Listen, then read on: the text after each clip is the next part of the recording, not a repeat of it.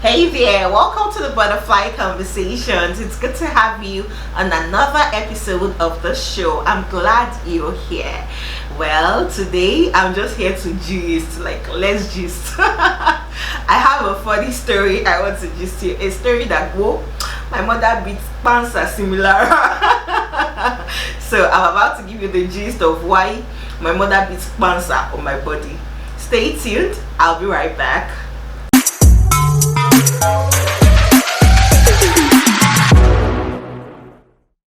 Hey there, welcome back to the Butterfly Conversations. Like I said, I'm about to give you the story of the day my mother beat Mansa Simlaro Ojoye Moje Egba Ori Before for but my parents, they didn't try with beating, they were so brutal. But yeah, that's an aside. But this particular day, Moje Egba Emi Gombo Pe Mo deserve it. So here's the gist. So my dad brought in this application. I write a lot. I've stopped writing of recent, but I write a lot. I used to write a lot. So my dad brought in this application this day and said, oh, Farafina Trust is doing something. Farafina Trust, I think they are the publishers for Chimamanda Adichie, or is Chimamanda Adichie's company, one of both. I think it's her organization or something. So Farafina Trust was doing something for young writers, and they wanted people to apply, and they'll pick the best and then have a conference and do a self-publishing for them, something related or something, but it was something of that manner. So I applied for this thingy, and guess what, I got it. Yes, I got it. So I got an invitation basically to join them in a conference. Now I was in Abuja, the conference was in Lagos. I traveled from Abuja to Lagos for conference. My dad was in Abuja, my mom was in Lagos. So I traveled and then went home to my mom so that I will go for the conference the next day and stuff. So on Friday I went to make my hair, I went to look good. Now I had a boyfriend. I had a boyfriend in Lagos that we had been talking about how we're going to see and all of that. He was staying on the island at that time, and I was so, oh my god, I can't wait to see you and all that. So on Saturday morning, Mugbera.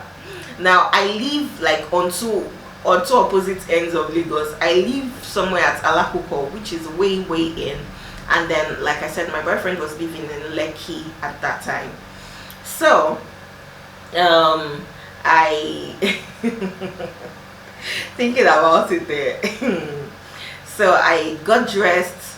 My mom told me how to get to Lekki, and then I think that time Uber Taxify wasn't mainstream, so it was just regular cabs. That was in 2012, no, 2008. Yeah. So Uber Taxify, I don't think they were mainstream at that. They weren't. So yeah, I got dressed. I was looking my best. I mean, I wait to put up the picture of that day. So I prepared. I knew that I was going to see my boyfriend while also going for this conference.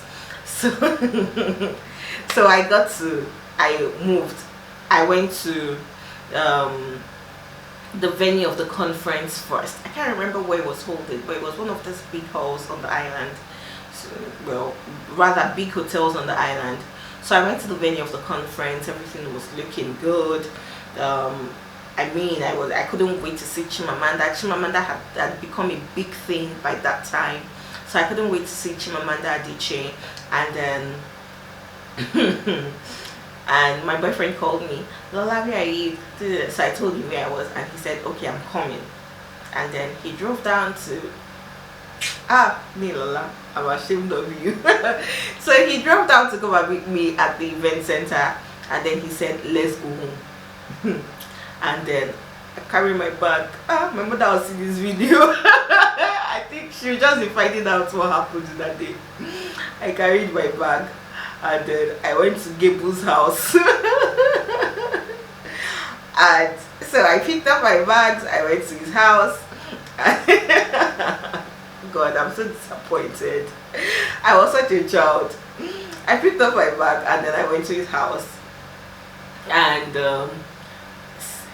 sincerely, it was a very innocent relationship. Of course, it was an island boy. He was much more matured, in quotes. He was older than I was, obviously. He was my friend's older brother. He was much more matured, and you know, so I went to his house, met his family.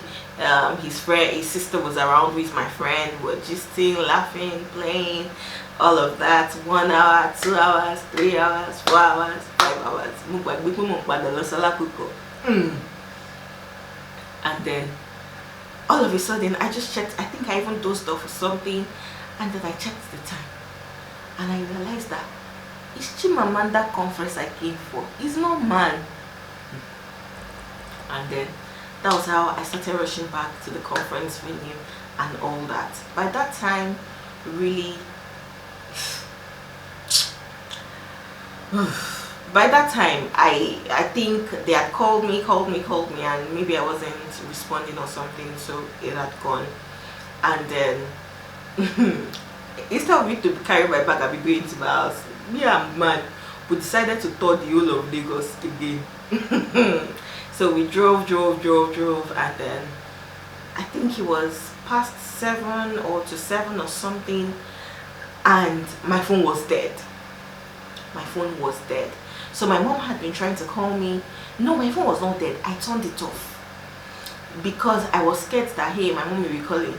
So my mom had been trying to call me, nothing, no call. She couldn't reach me. So naturally, she was scared. So I don't know, maybe they sent a mail saying I wasn't available. I can't remember how it went, but somehow they got to know that I wasn't exactly at the conference. So all the journey, I think I got back home around 12 or something. It was past midnight. Lorocon, it was past midnight. So I got back home, and then I was actually very scared. Like, I was younger. I was 16 or 17. I think I just clocked 17. So I was so scared. I was just, hey God, help me. If you lead me home, I will not do this again, and all that funny story. And then immediately I knocked my mother's gate. Come, mommy. She said, Tani, they were sitting outside. I think my mom was at home and somebody else. And she was like, Tani, yeah? I was like, mommy, Minnie. As she just opened the door, she was holding Omorogun. She just called Omorogun for me like, kulale. And then I was like, mommy, there was traffic. Shut up! You didn't go for the conference. Why did you go? I think she actually today just finding out the truth of where I went to that day, and sincerely, I mean, I know they fear you.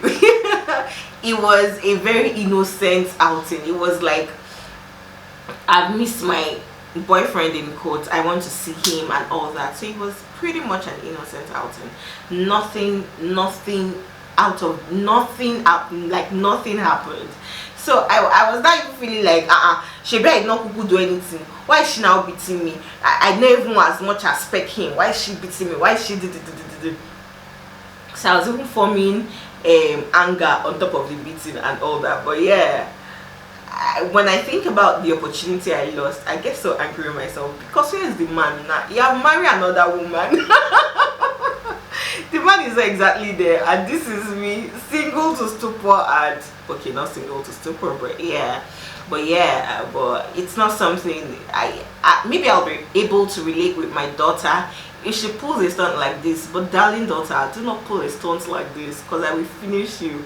But yeah, when I think about some of the things I did that my mother was mad at, even me, I used to be like, kilo share. But yeah, that's my gist. Do you have any of those funny adventures or funny stories or annoying stories where you did something stupid, you say if you knew that you were stupid? Please share it in the comment section. I'll be glad to read it, and of course laugh with you in the comment section. Thank you for joining me on the Butterfly Conversations today. Please like and subscribe to our YouTube channel, and you'll be glad you did. From Ruby, it's peace out.